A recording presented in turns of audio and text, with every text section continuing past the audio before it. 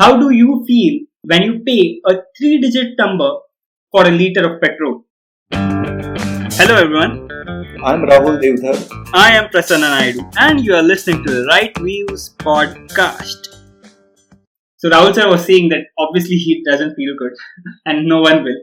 But from what I remember in my lifetime, at least when I started going to petrol pumps, driving and all, I haven't seen a price crossing a 3-digit number, like above 100.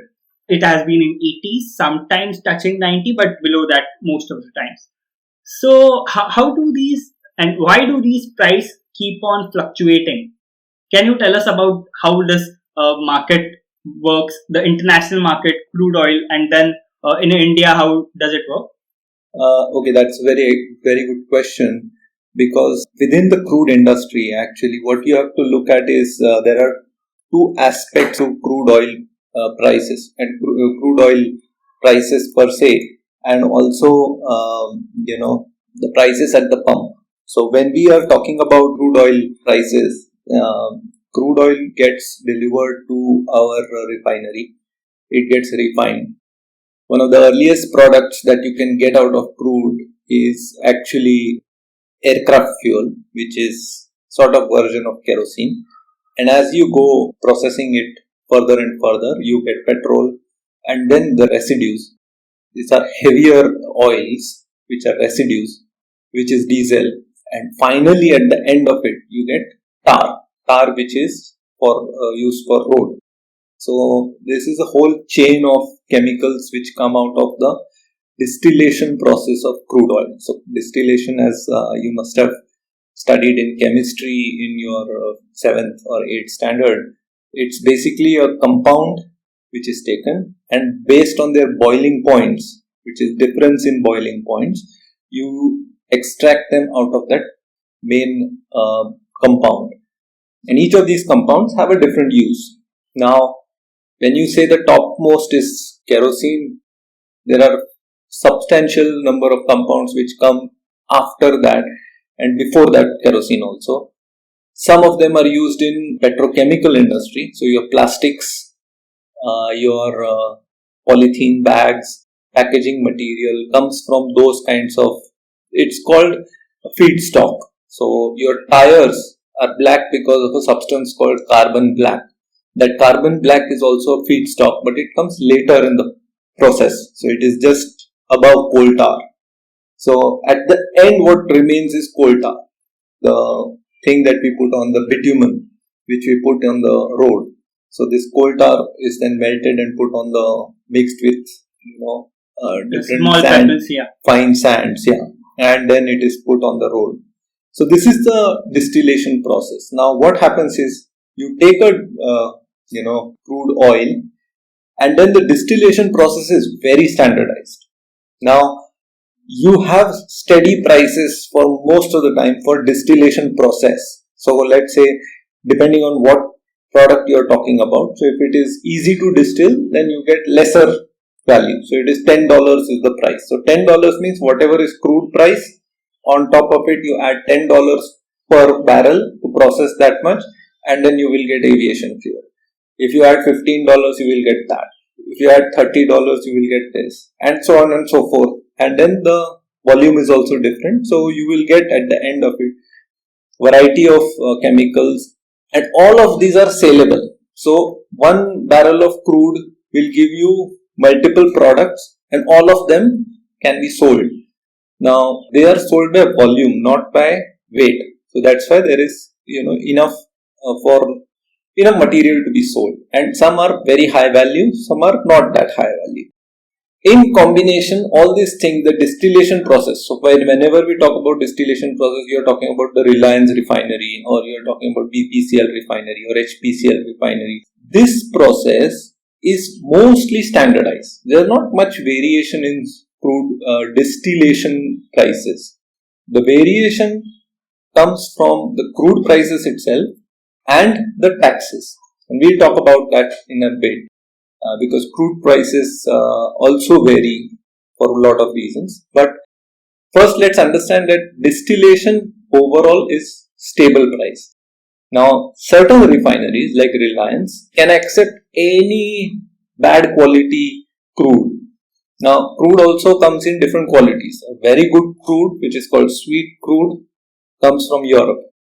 Whereas there is sour crude, which has a lot of sulfur and therefore a lot of problems in extracting those, comes from Middle East. A middle sort of grade comes from Texas in US. Now, all these crudes, you have to have the ability to process. So, if you have a very simple refinery, you can process European crude. But if you have a very complicated and high-end refinery, you can process any sort of crude. Naturally, if your crude is lower quality, it will come at a lower price. And then they have sort of a price arrangement between the suppliers and the buyers. This price arrangement is also based on market prices. It is not based on like I will get crude at this price. Let's say $40. They will not commit that way. What they do is they say I will get crude at the Brent contract or the US Texas contract plus $1 or minus $1 depending on the quality of crude. So this is the kind of price that they quote, and then they do the market. They hedge their prices, and that's how they come at their ability to hedge. That's one part of it. So they get crude at market prices. They process at a stable cost, which is generally stable across all the refineries these days.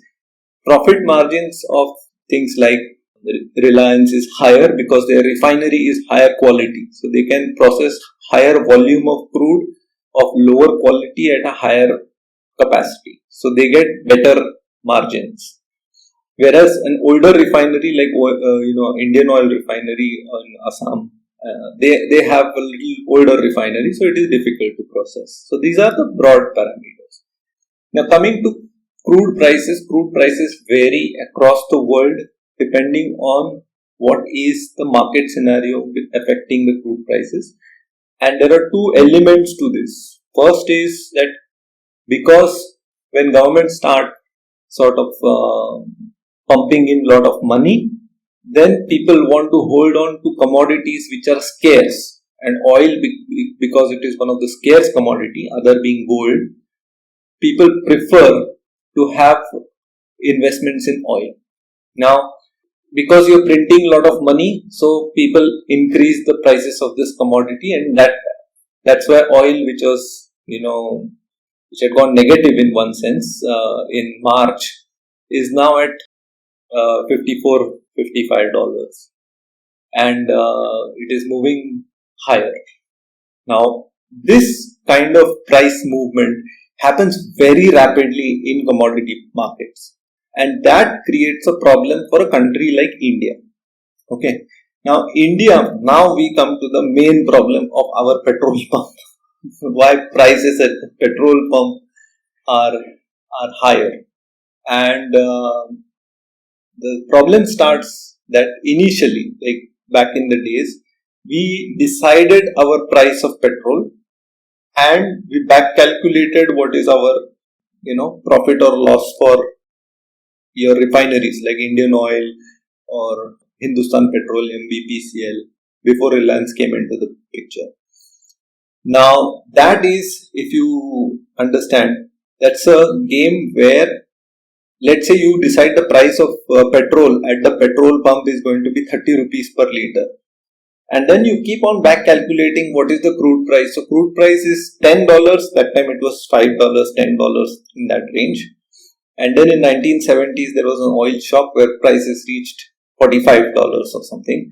So again, you got a shock, but the government absorbed the shock. And we got the public did not feel that pain. So that was the logic that we were a socialist country, so we are using that kind of logic. But now this loss sat with refineries like BPCL, HPCL, all public sector only, but they were private companies, they were listed companies, they were companies with their own profit and loss statements, and the loss started sitting in their books.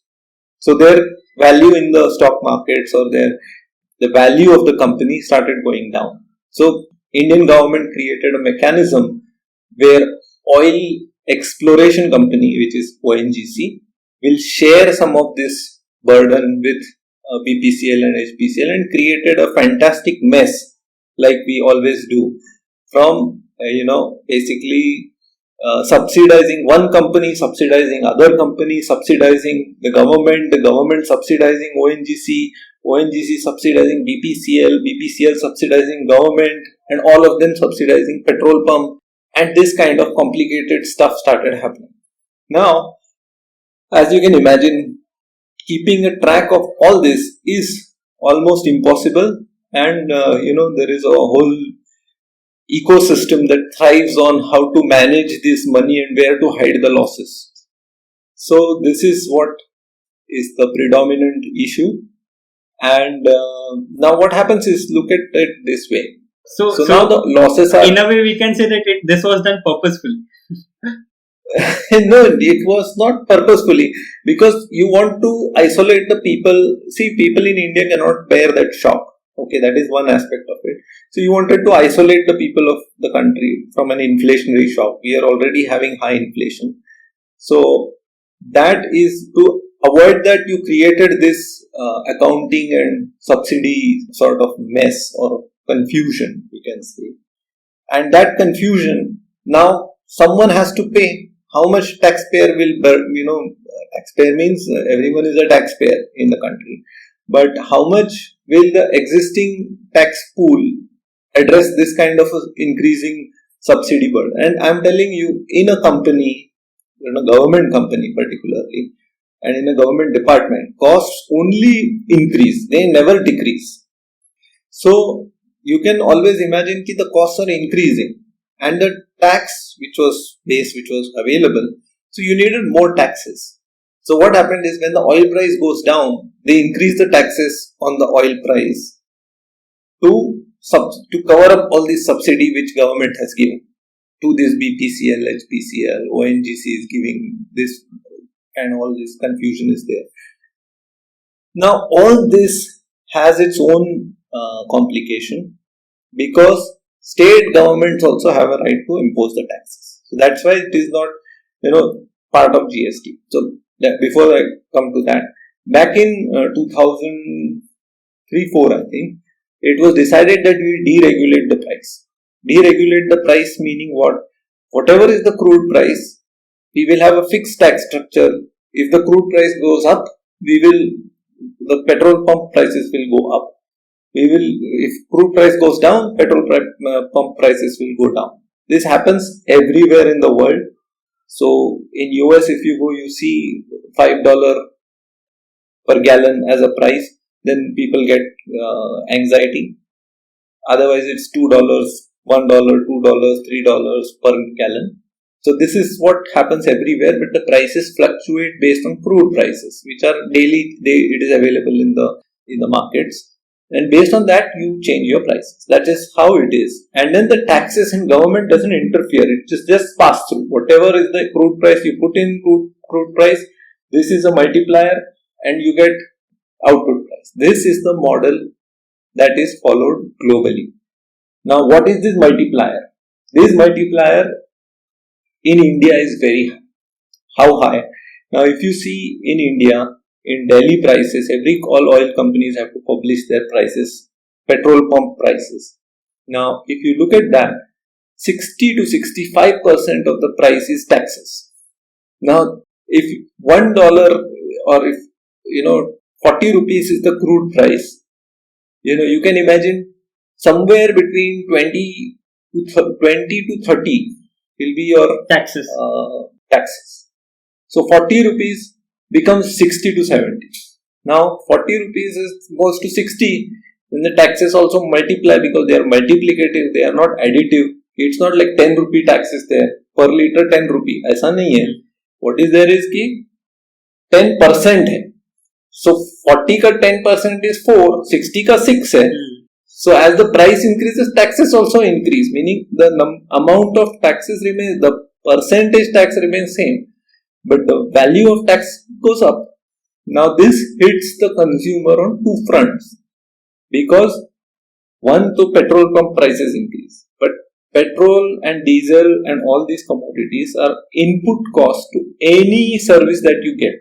So all services cost increase, and that results in a price in a overall price increase. So that is the gist of why oil prices are important and why they have very high linkage with everything.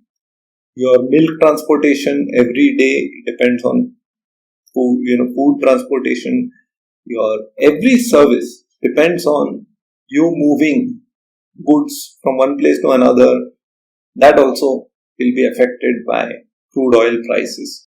So now the system is we have a GST regime where central government and state governments can transparently tax everything. But we have a excise tax, we have all sorts of taxes imposed on oil refining and oil exploration companies, and all of this adds to 60 to 65% of the price. So now that is the problem. So that is why in India, if you see for the same crude price, if let's say you had no taxes, you would have crude price today of about 40-45 rupees. So that is the difference. Yeah, I mean, now the neighboring countries like Pakistan, Sri Lanka, Nepal, and all, Bangladesh, all of them, the petrol, diesel, like it's very low than India.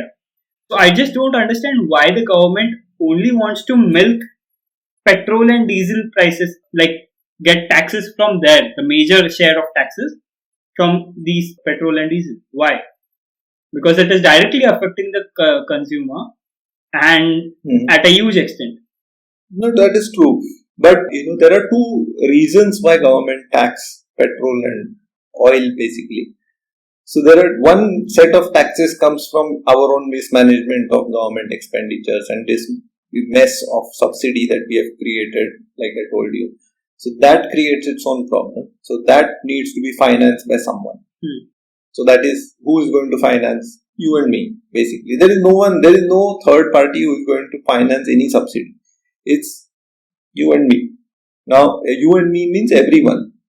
Now, everyone meaning literally everyone, because it will come in the form of increased taxes. So, milk prices will increase, food prices will increase. So, you are paying for that amount, which subsidy has been given to some people, not everyone. So, this is a standard problem across. Subsidy in oil marketing companies and oil exploration companies is one component.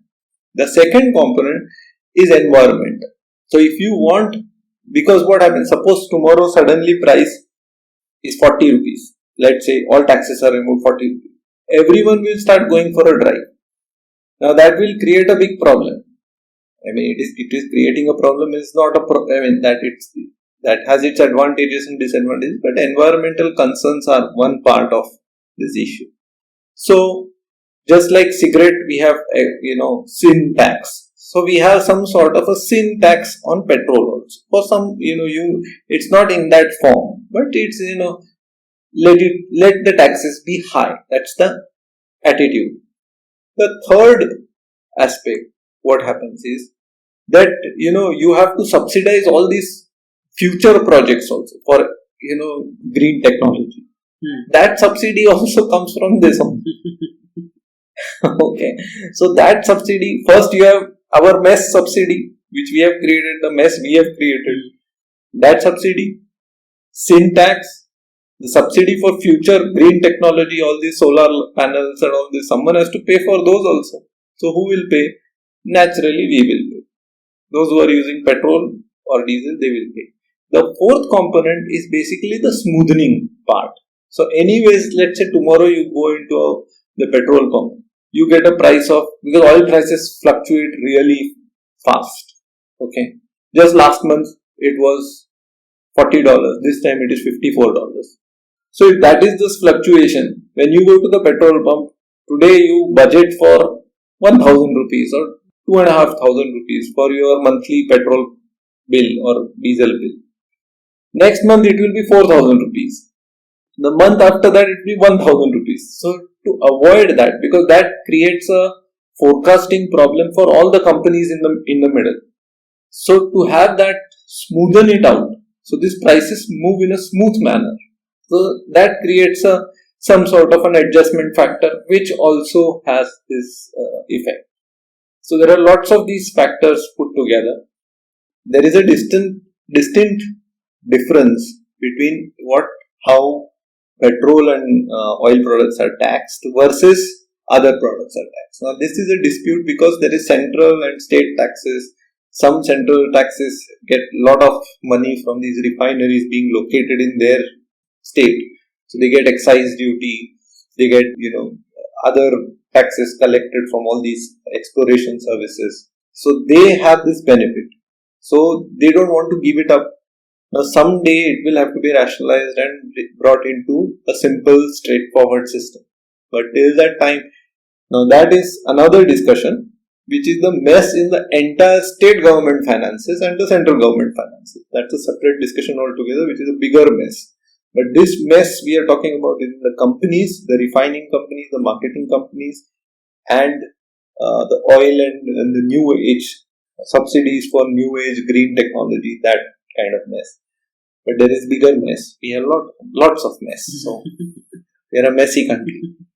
So I mean, to sort of add to that, let's say if a company had such problems, what they would do is they would create a team and sort out this mess at the oil marketing companies and oil exploration companies, and they streamline these companies so that their cost is known. Then they will know the management of that. Let's say, assume entire thing was a company, a corporate or a private enterprise. They would say that the exploration and marketing costs are 10 rupees per liter. The crude price is 20 rupees per liter. That will go up to 30 rupees because international prices have moved. And this is the taxes, which is 20 rupees per liter. And then you would have much saner. So as of now, we have a black box thing, which is like we never know what is the actual subsidy going here. Cross subsidizing is also there. So that entire thing will be streamlined and clear. Okay. That process has not been undertaken, and that is very important to just tell us, this is your company. Yes, we have had a mess in this. Instead of, ideally it should cost $10, 10 rupees per liter. It is costing 35 rupees per liter. This mess. Then we will know, and then we will see who is the culprit, because then it will be revealed. The problem is that it will be revealed that who is the culprit. That is the problem. So, unless and until that transparency comes in, when it comes to what kind of hidden costs and subsidies the taxpayer is bearing, and the petrol consumer is, and the diesel consumer is bearing, we will not get the true picture, and that is the problem. Yeah. Also, last year in April mostly, India had supported the decision of major oil producing countries to cut the production as there was a sharp fall in demand and due to the COVID pandemic. So I just read that there are certain strategic reserves in India at certain places, like for example Visakhapatnam, Mangalore, and Padur, where the government have saved the oil, and this will be used later when we really need it. Yeah, so this is another aspect of oil prices. So first, there are two kinds of reserves that every country puts in. One is the reserve for military purposes, which is the security related reserve, because if there is a war, we need a lot of oil to support our army, air force. Everything will consume a lot of fuel. So those costs, so for that there is a separate reserve. And then as a country, if there are supply disruptions in oil, then we will have a massive shortage related oil price hikes. And there will be we have enterprising petrol pump owners and all that. So we will immediately, instead of 100 rupees per liter, we will immediately have 250 rupees per liter, and there will be chaos. And this is the precise thing which happened, which created that essential commodities and all kinds of things. If this happened in other commodities, that's why. You create shortage and cause spikes. This is the usual process. So to avoid that, India started developing this strategic reserve, and many countries already have these strategic petroleum reserves. India had to a limited extent. They have started expanding that reserve capacity in the recent last 5-7 years. So now we have a substantial, or if you compare our demand versus the reserve, it is not much. But what it is, we need to have certain days of inventory of oil. That's what we are trying to do. So it is, in a way, it's not much.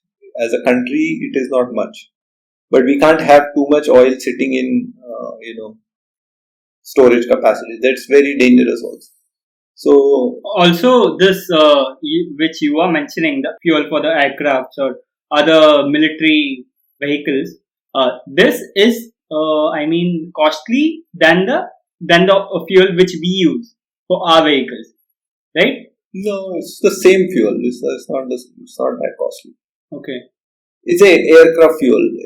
It's called ATF, aircraft turbine fuel, and diesel. Basically, that's what army uses mostly. Petrol also something. Okay. Petrol, diesel, and aircraft. I thought for aircrafts it would be different, so it would be costly maybe. No. It's actually kerosene. It's a more refined form of kerosene. I mean, in chemical composition, it's very close to kerosene. Okay. ATF is quite close to kerosene. It's not that complex. Okay. So, what do you suggest now as the prices are going up? Should we shift to e-vehicles? Because we have many startups who are selling many bikes, e-bikes, motorbikes. So that is started many years before. I think, and obviously that is going to grow as we move ahead. So is this the good time to make a shift?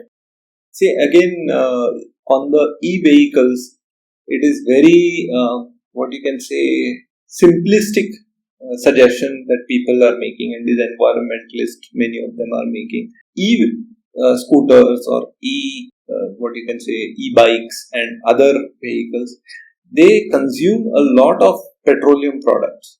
So it's not like they don't. They also consume a lot of rare earths, which 65% of rare earths in the whole wide world come from China. Yeah.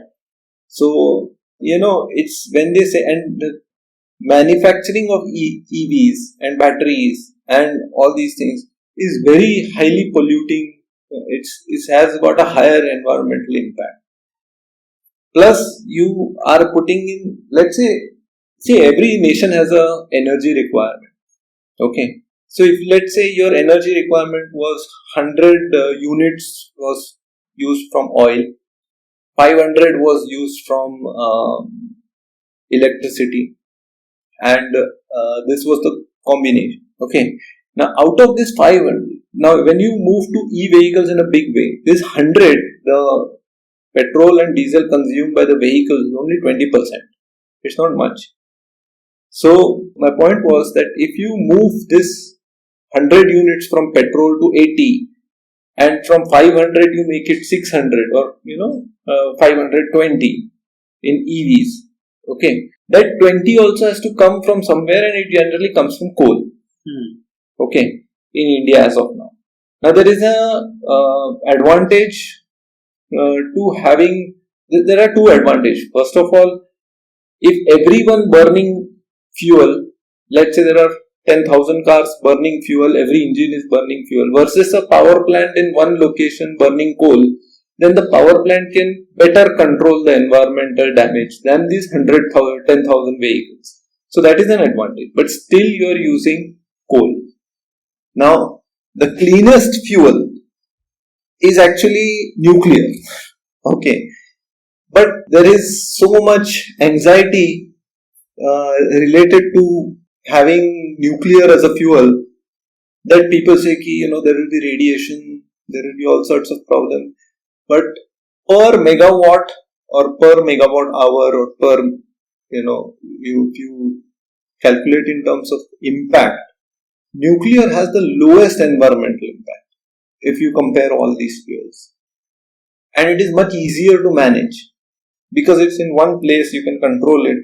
And the only thing is that it cannot fluctuate. So you cannot have, let's say, because you have lots of windmills, you have lots of solar. So in the morning you say you will put a nuclear fuel, nuclear consumption down, and the night you boost it up.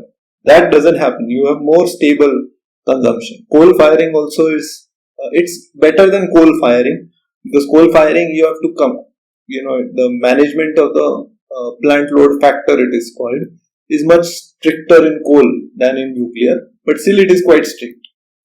But once you move to nuclear, then you can add lot more EVs. Then your overall net impact on the environment will be lower in terms of power supply and power use. Now, each of these units where you make the car, make the batteries get expired, the batteries have to work. So batteries have to work at Rohtang Pass, which is the highest motorable road in the world. They also have to work in Rajasthan, which is the hottest place. They also have to work in Cherrapunji, which is the wettest place. They also have to work in flooded Mumbai roads, which is always flooded in June, July or whatever. If you go to that one particular Andheri ke udhar. Even in Dadar East. So it's always flooded. Yeah. A little bit of rain happens and it is flooded. So the electric vehicles have to be robust enough to manage that also. Now, all sorts of things you have to budget and you have to. So it is a system. The point is that it is a systemic solution. You can't simply switch on one part and it's like cycle ka one wheel started moving, but the rest of the cycle is not assembled. So one wheel, what will you do? It won't work. It won't work as a cycle. So all these pieces have to be put together. Maybe it will be a smaller cycle first, then it will be a bigger cycle and it will move in that sense. So that is what we should be aiming towards. So this is the process to do it. Not just jump into EVs. Some amount of transition time will be required. And EV technology is not, I'm not saying it is, you have to develop it. And any technology goes through its development phase. But that does not mean you can ditch all these older technology. The second thing is controlling environmental part of that damage. Okay, you plant more trees. We haven't built any machine which is more efficient at extracting carbon from air than trees. Trees are the best. Plant more trees. But the problem with trees is that you can't plant so many more trees, right? They have to grow. They take time. But you have to invest. India has planted a lot of trees, but that's the way to go. You can't simply it's not like, if you're playing a test match, you can't do T20 style batting. Just because in your mind you want a quick result. It doesn't happen like that. You have to sort of distill it in a proper way, and then, because then what will happen? The counter thing I'm telling you. If we move to EVs and EV fails, because it will fail, there is no connection. Someone will start driving from Mumbai, he will forget to check the charge and he will get stranded in Lonavala. Or he will start driving from Delhi and he will reach somewhere in the middle and he will say, I haven't reached Agra. Now where will I? Someone has to tow it.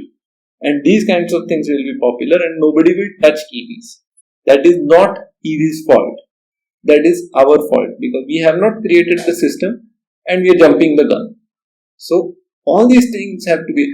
Otherwise, classic example I will give you. In 2001, when I went into rural western UP and near Bihar border, there were various poles, telephone poles, and it had wires and people were hanging things and throwing shoes on that. So I said, you have telephone poles, where is the telephone? They said, first of all, this village doesn't have electricity. It doesn't have telephones. This wire is there, but it is not connected on either end.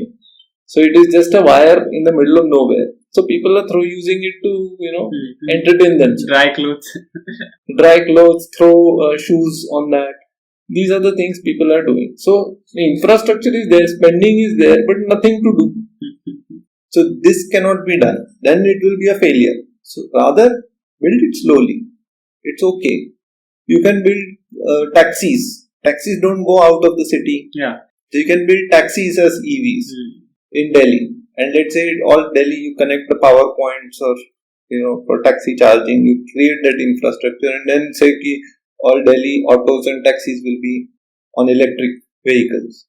Create public transport using electric vehicles. The buses. The problem with Mumbai's buses is that they have to be built. So people were telling me when I have written an extensive article on BEST, how to improve BEST. So in that article, people, as a response, people were saying that you should get the new sleek buses. It's like these buses have to sustain at least 4.5 feet of water during rainy season. These sleek buses are fine, but they can't travel in that. Their engines are lower. They will get stalled. You can't drive them in 4.5 feet of water. So they are of no use. So our buses have to be tall. We have to climb 5 steps and go into the bus because roads are such. Yeah. So all these things have to be taken into account, and then a systemic approach can help EVs, not a random approach. So that is the main thing. You have to create a system first and then encourage people. But if we don't consider the environment part, as a consumer, they just think about firstly the price. So now if they get like the electric charge is more cheaper than the petrol price, then they will go for that, and many people are going for it. So because that is subsidized. Electric charge is subsidized. Electric charge is also, there is a complication. Okay, electric prices are also higher. So suppose you and me are there. We consume, let's say, 100 units of electricity. Let's assume 1 rupee per unit. Okay. So my bill should be 100, your bill should be 100. Right? But you are the regular customer who pay properly. I have that hook on your wire. Okay. So don't have any meter or anything. I have just extracted power using some, or paid off some fellow, and I have extracted power. So you and me both are consuming 100 each. You have a meter. Your bill is 100 units. You have to pay 100 rupees. But because I am not paying, you are paying 200 rupees. That is also there. Once you dig out that, you will find a bigger scam there. That's there. So imagine what will you do if there is a power cut. You can't travel. Okay. You can't stay at home. Yeah. That will be a bigger problem. And you are loading up a system which has got, if we were power surplus country and energy deficient, then moving to power e-vehicles makes sense. First build power, surplus. Once you build the power surplus, you can easily move. Then that's also acceptable. There are again complications. That is the point. People make it so easy कि burger नहीं मिला तो sandwich खा लो, sandwich नहीं मिला तो वड़ा पाव खा लो, वड़ा पाव नहीं तो डोसा खा लो. It's not like that. The whole chain has to be built. But then people will talk about solar then. If we have that system at place, then if there is a power cut and all, then there is no issue. The solar, making solar panels is also polluting. Yeah, but I'm not talking about the environment point. I'm talking about the price. And cloud आ गया तो Tata Sky तो बंद हो जाता है. Then you are experiencing some cloud related आता है ना that Tata Sky पे. Yeah. So imagine your phone is not charging because there is a cloud in the sky. I mean, again a system. Okay, you cannot have any because this is a system. Okay, you cannot see when there is perfectly good sunlight and all. It puts power in the grid. So what happens is that the grid is not able to handle it. So you need a proper grid which can adjust these fluctuations from variety of sources. That grid, once it comes in, and then you start plugging in everything into your home consumption, then that also creates a demand. So there is a distinct, if you see a power consumption curve, you will see there is a distinct difference in the way power is consumed. So in residential areas, the power consumption during daytime is lower when there is high sunlight. And in the night time, when there is low sunlight, the power consumption is higher because people are at home. So more people are at home. And then, so now that has to be accommodated by this grid. So this is again this. Now coming to, from petroleum and taxes, all these are connected issues. That is the beauty of this entire debate. Yeah.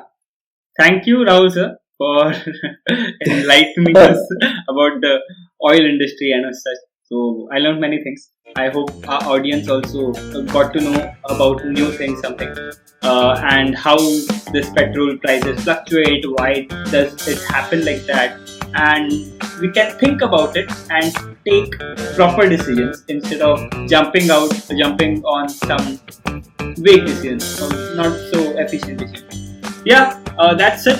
Thank you all for listening. Thank you.